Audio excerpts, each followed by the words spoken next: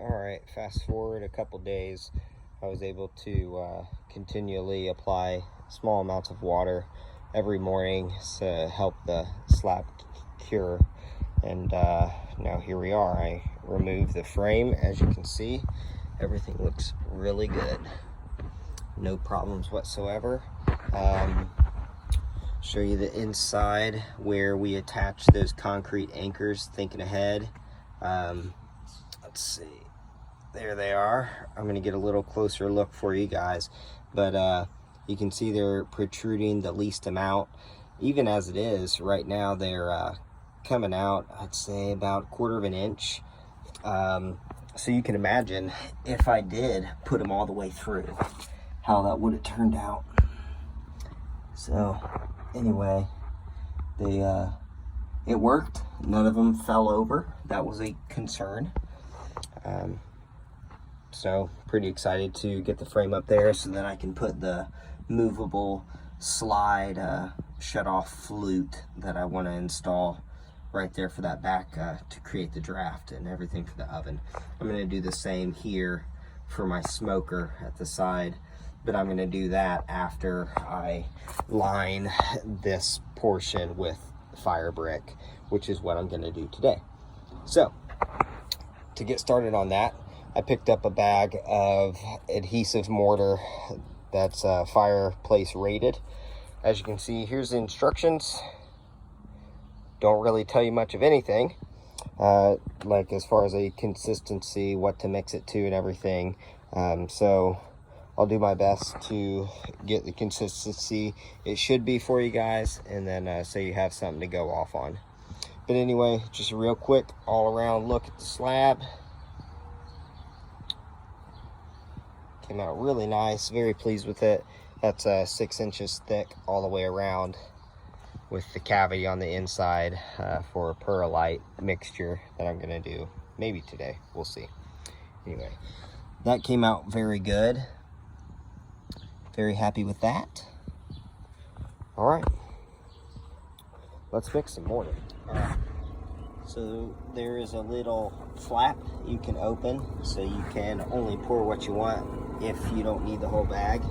I'm going to need the whole bag, so I'm going to just pour it in there, but just wanted to show you, because I know if you're like me, sometimes you get in a hurry and just, you know, are a little reckless. Anyway, that's the consistency before I add the water. Okay, so after adding a little bit of water, this is what I got. So I wish I could give you a formula of like parts of that and parts of that, but anyway, this is what you want. So you want something a little thick, but not too runny. See how it's just sticking on the end of my mixer bit? That's what you want. So anyway, there's that, and I'm going to be using a 1/4 inch margin trowel right here, and then this one for my larger applications. These are the tools I'm going to be using: level, hammer, mallet, leveler, marker. And while I'm doing all this too, very, very important right here, you have to soak your fire brick, okay? So at a minimum, you need to soak your fire brick for at least 5 minutes. So when you do, you'll see that bubbles just start to come up, and that's because fire brick is extremely porous. So if you look around on YouTube, you'll see some guys who are just like, oh yeah, I'm just gonna mortar this, blah, blah, blah, blah, blah. They don't soak their fire brick. What happens? It doesn't stick well.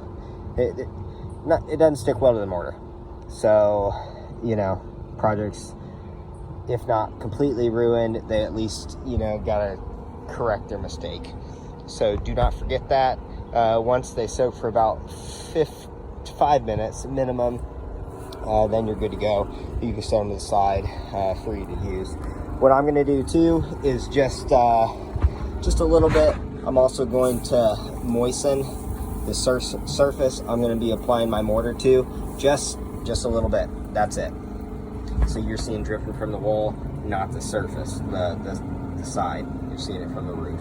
But anyway, just a little bit, just to help slow the moisture, I guess, from getting sucked out from the mortar before it has a chance to fully adhere to the fire brick.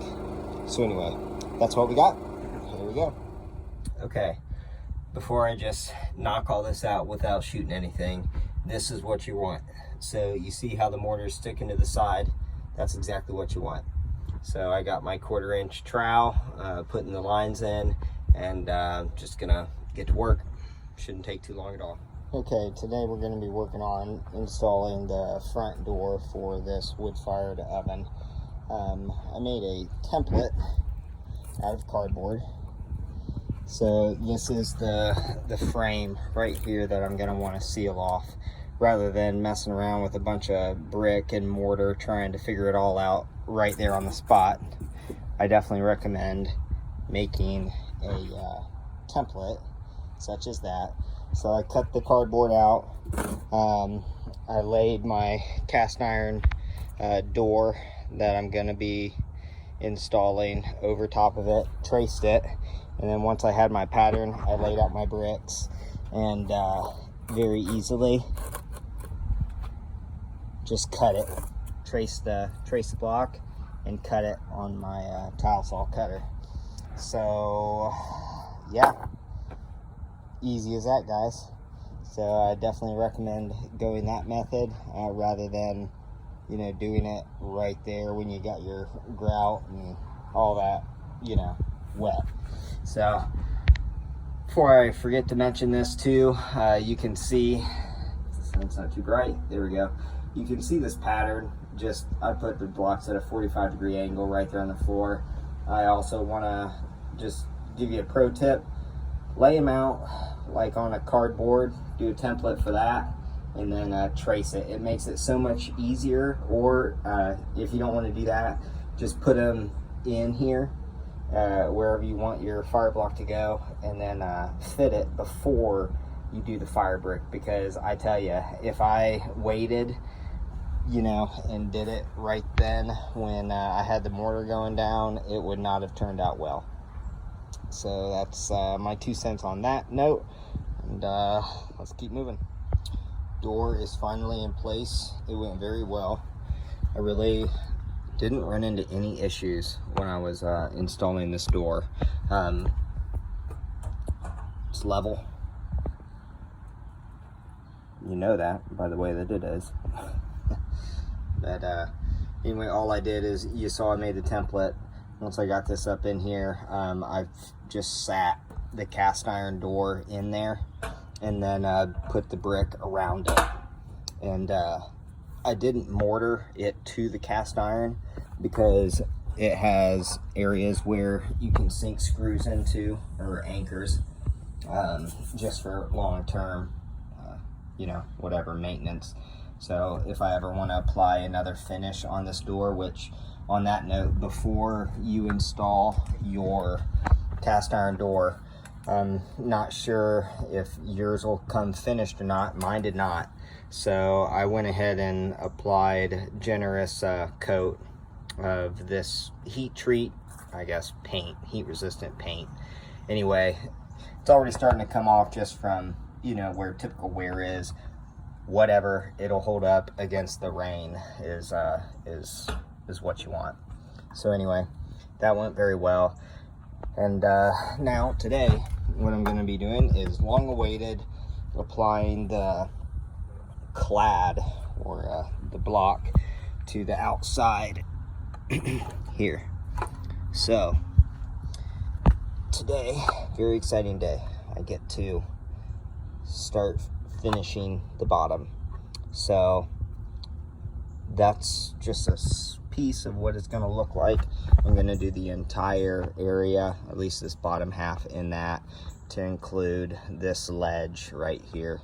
So let's get started.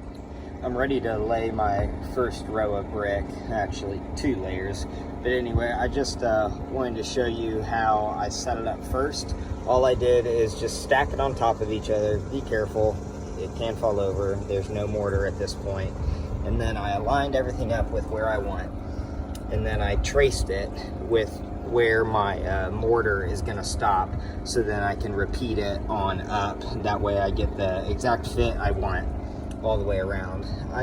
I hate being rushed. I want things done right, and I want them done right the first time.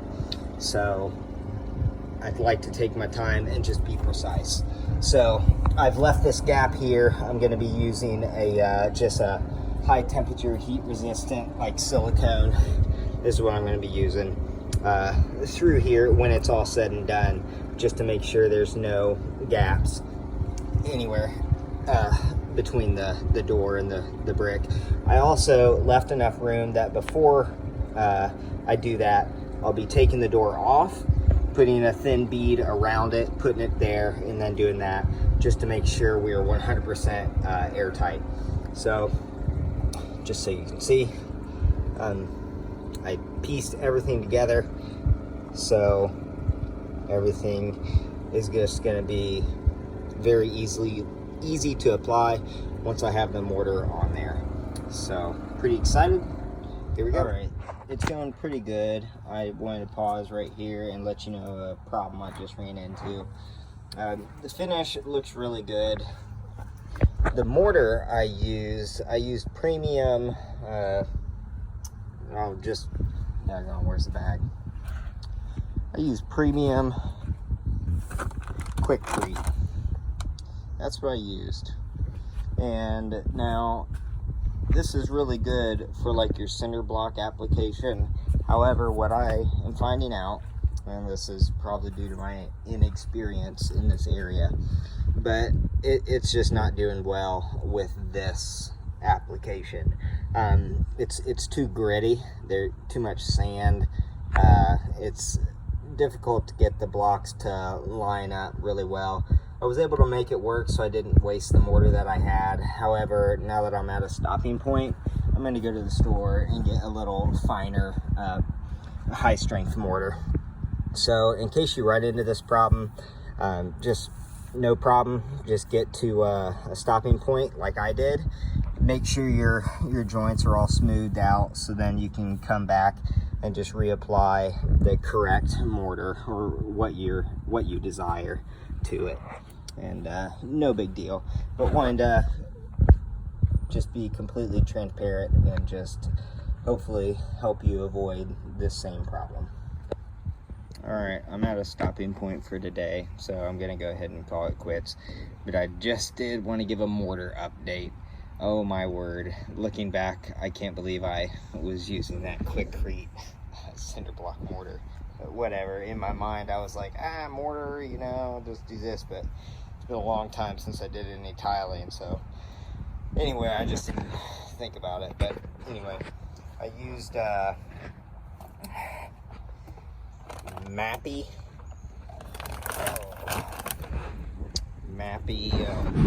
ceramic tile mortar. There you go. 50-pound bag. Much easier to work with than the other stuff I was using. Anyway, no harm, no foul. It's looking pretty good.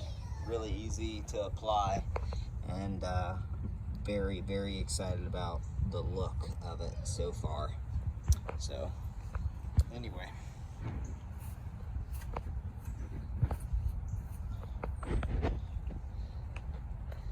that's it for today.